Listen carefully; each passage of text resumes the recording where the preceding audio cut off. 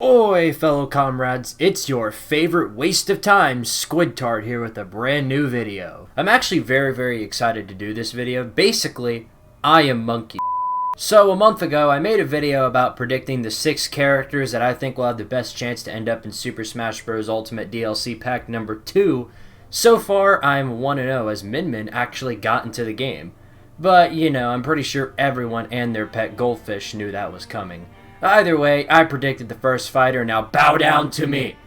Now then, in that same video I talked about how my dream character for Smash Ultimate was Goku, Talion from the series Middle-earth, Shadow of Mordor, and I'm here to explain to you what it would be like if Talion was in a fighting game that wasn't his own, because WB Games disrespects him and won't put him in any of the Injustice games. So if they won't do it, I'll talk about another fighting game that he just might fit into. So here we go. What if Talion was in Super Smash Bros. Ultimate? Before we talk about the moveset, those of you who don't know who Talion is needs to be educated. Talion is the main protagonist in the video game Middle-earth Shadow of Mordor and its sequel Middle-earth Shadow of War, both developed by Monolith Productions. Shadow of Mordor won Game of the Year award in 2014, and Shadow of War was one of the most hyped sequels going into 2017. Of course, it didn't end up that way.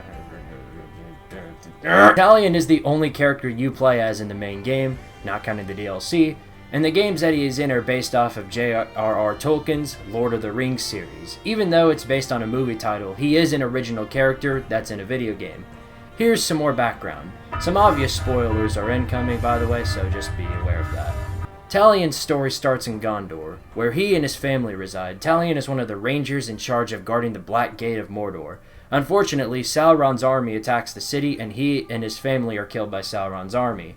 Luckily, or unluckily for the Ranger, he is banished from death and revived by a wraith by the name of Celebrimbor, and goes out to enact his revenge against the Uruk-hai army, using wraith-like abilities at his disposal.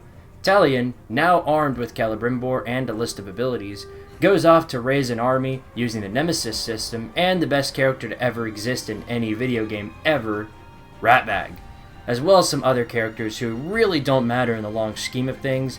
And after he and his army of branded Uruks go up against the Black Hand of Sauron, it basically sets up the sequel, Shadow of War, where really it's just the same thing. You get some abilities, brand some Uruks, raise an army, and then do the whole thing again. Trying not to spoil the game here, so if you want to find out the story, go play the game yourself. Now that you know the basic story, we can get into the other part of the video, which is the moveset of Talion if he were in Super Smash Bros. Ultimate. All of his moves here are going to be based off his latest appearance, which is of course Shadow of War. So let's get into it, shall we?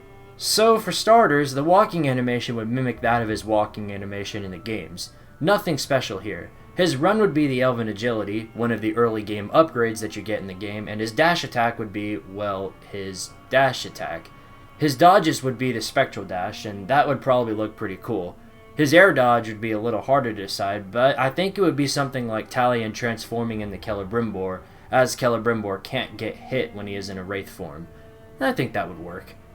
His basic attack would just be a sword slash, nothing too special, with his jab being a flurry strike like when the opponents are frozen, finishing with one final kick. His forward tilt should be the Wrath Stun technique, where he just simply uses a large punch that would stun the opponent very briefly, leaving the enemy open for combos. Down tilt was difficult to figure out, but I decided that a quick hammer thrown on the ground would work because the hammer is technically a splash weapon. It would quickly get an opponent off your back. His up tilt would be something like an upward slash, since there really isn't much to put here. So I'd say you'd be able to implement his dagger here maybe, like a quick dagger jab. His forward smash should be the Spectral Glaive, as that can be charged like a smash attack and its range would work well. Down smash should be the Winter's Breath technique, which is an upgrade for another technique of Talion's. Charging it and landing the attack would have a chance to freeze enemies briefly. Like the up tilt, I had to get creative with Talion's up smash. I think it would end up being a flurry of attacks from the Spectral Glaive, kind of like Link's up smash. His aerials are something I really had to think about, but I did manage to come up with something for Talion. Starting with his neutral air, Talion would spin his glaive around him, doing multiple hits to the opponents who get caught in it. Forward air would be something like a quick elf shot with short range, kind of like Villager's forward air. His back air would be something like him swinging the hammer he wields behind him. His down air would be something that many characters have done before, But with Talion, his Talon Strike technique would work best. He'd very quickly go down to the ground and pound it, knocking back all enemies. Don't use it off the edge though, or it's a guaranteed death. His up air is something that took me a while to figure out because Talion doesn't use air moves, so the best thing I could come up with was the Deadly Striker technique. But instead of it being like his smash attack, it's a quick swing above him. Now we get into his special attacks. Starting with the neutral special, I think the Elven daggers here would work best. Just a quick dagger throw just like in the game, and you could shoot 3 at a time. As for directional throwing, shooting it in one direction I think would work best.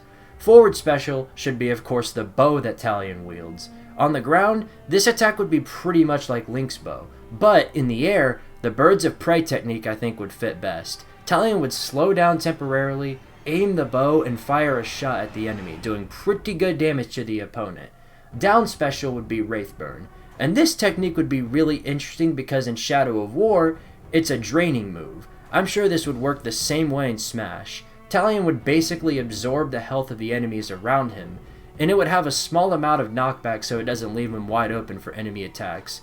As for his up special, I think the Shadow Strike technique would work best. My guess is that it would work a lot like Captain Falcon's up special, where he would jump and grab the opponent, but he would also vault over them like he does whenever he meets an Uruk in Shadow of War. Now that we've gotten through most of the attacks, let's take care of the rest. As for his grabs, I think we can get a little more creative here. They would probably consist of different execution moves, but ending with him kicking the opponent in a different direction instead of, well, killing the opponent. The taunts would be interesting too. One would be the summon animation he does whenever he summons an Uruk or a beast. As for the others, I'm not really sure what to do here. If you guys have any ideas, I'd love to hear them, but I can't really figure out what to do here. Finally, Talion's final smash is rather obvious, and that being his ultimate technique, the Elven Rage. Celebrimbor would create a whole bunch of Wrath copies of himself and finish, with Talion making one final hit with the hammer, making the same animation when detonating a campfire. That would probably look pretty cool. Now to cover the costumes. Starting with the default costume, Talion would wear his default Gondorian armor from the start of Shadow of War. The next costume is the Bright Lord's armor, also from Shadow of War. I think these two are necessary alts that need to be in the game. All these next alternates are what I think would be the best fit for costumes if he was in the game.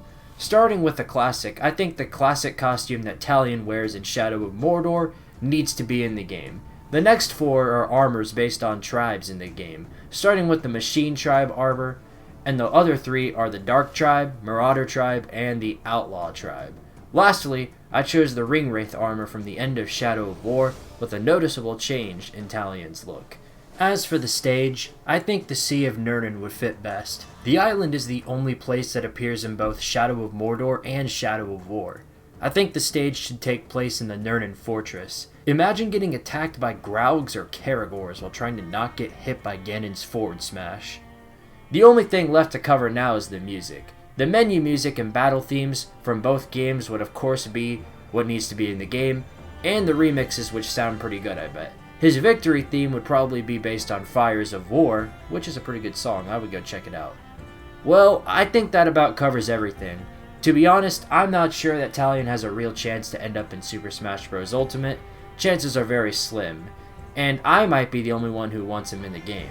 But if it happens, and there is a trailer of Talion actually being in Super Smash Bros., you guys know who to go to for a reaction. Thank you guys so much for watching.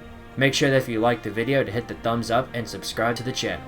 I'll see you all next time, and as always, power to Tardaria.